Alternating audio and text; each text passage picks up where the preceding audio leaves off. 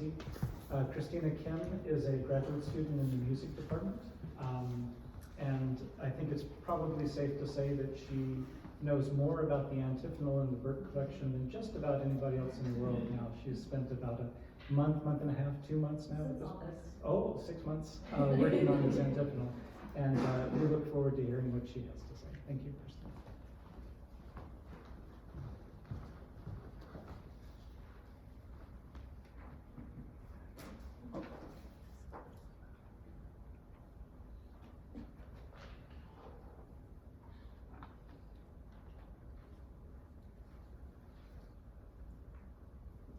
So this will be rather informal because I'll be talking about my journey with this Antiphonal. I've been a church musician for over a decade now. My first church choir director used to chant the introit. I remember looking at his chant books and thinking, that's some weird way of notating music. I'm glad I don't have to deal with that. I soon discovered the beauty of Gregorian chant and really fell in love with it, especially over the past few years. As a singer with an early music-friendly voice, chants were not difficult to learn, but I'm still learning. Shortly after I decided to come to Stanford, Jesse Roden gave me a project to start indexing a chant book along with a link to this book. I asked Google, what does it mean to index a chant book? Well, indexing a book means to locate information contained in a book. So in order to index a chant book, I had to figure out what was written in this book. Thus, my journey with this Antiphonal had begun. So I opened the book, first page. I was lost. I know how to sing in Latin, but I had only sung it when it was written in modern font. And what were all these extra neat squiggles? I had to read it slowly, one line by one line, guessing the words left and right. I think one of the hardest parts was getting used to the letters that look different, such as the R here, a lot of the S's that look like F's. The U's and V's are not really distinguishable, and V's that don't even look like V's, and so on. And it was not hard to figure out that this was an antiphon, like an antiphon right here, since it came with a song. However, there were such things as capitulum, hymn, responsory, and response verses that took me a while to figure out. And what even is primo? And as Professor Griffiths already explained, from the Jewish traditions and the Bible verses, 7 times a day I praise you, plus 1, at midnight I will rise to thank you. The liturgy of hours means that the monks prayed 8 times throughout the day, once every 3 hours or so. This book was used for those hours, and as I have been going through the book, there are a lot more music for vespers and matins than other hours.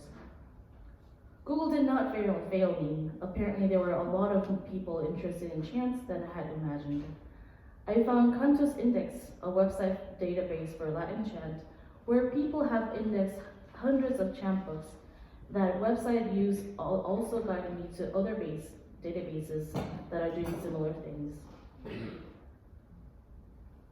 I searched Ecce Nomen Domini Venit, and Cantus gave me 65 results. But I have also found that there was a melody option, and found the one that was closest, and noticed that the chant orders were the same as the book. This database helped me to figure out that it was a Magnificat antiphon, MA, for the first Vespers, for the first Advent Sunday, and even the mode, and the modern term equivalent of that would be the key signature. Moreover, it gave me the list of the similar and same melodies across the database, as well as any time this chant was put in an index. From there, I was able to make my own chart. I put similar information that Cantus provided me, and such as the mode, the day was for, what hour it was for, and what genre it was, along with the words and the foliation from the book.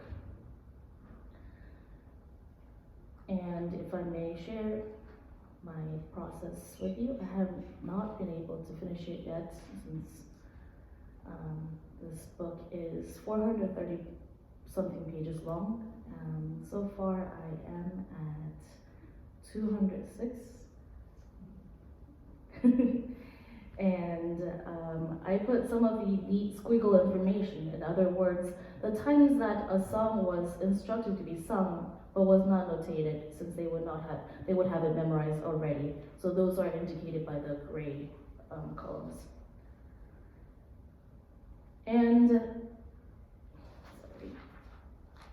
it took me a while such a long time to figure out that this means Benedictus and this means Deus Deus.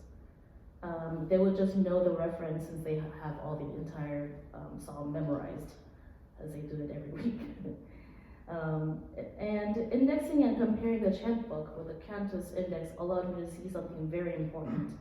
Because these melodies were created and were around for hundreds of years all over Europe, even before they were notated, there were slight yet noticeable variances in little ornaments and phrases, depending on their regions and orders. They were usually very similar, but I found this to be a good example. This is the second antiphon for the louds on a week from the birth of Christ, and I'll chant the first line only.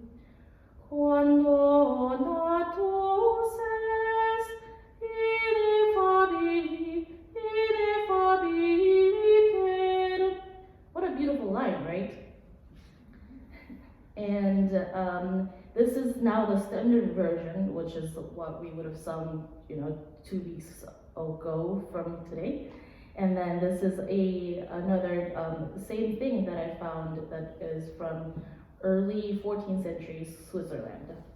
And just to remind you, our book reads, Quando natus est ineffabiliter, whereas the standard version goes, Quando natus est ineffabiliter. So there are subtle differences, as well as the Switzerland, which one goes, Quando natus est ineffabiliter. So, the rest of the chants are mostly similar, but I think it's really interesting to find those subtle differences, and there are people tracing and creating genealogies of these books. Especially for that reason, along with hundreds of reasons, I feel the need to continue this project of indexing. I plan to finish indexing this antiphonal, including the melodies, as it was shown in the cantus, by 2023, and get the index onto the cantus index database. As a singer, I always find that there aren't enough chant recordings out there.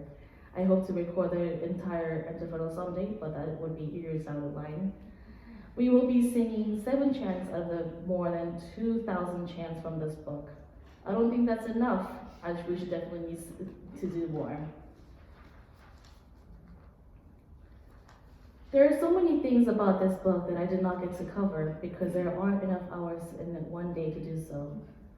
Chant books from the 15th century aren't as popular among scholars since all the cool changes and tracks happened in prior centuries, but this book has been extremely informative in conceptualizing the structure of the office liturgy. And the finished index will allow us to add this to the greater genealogy. This is the first project I've done while I've just begun with a primary source.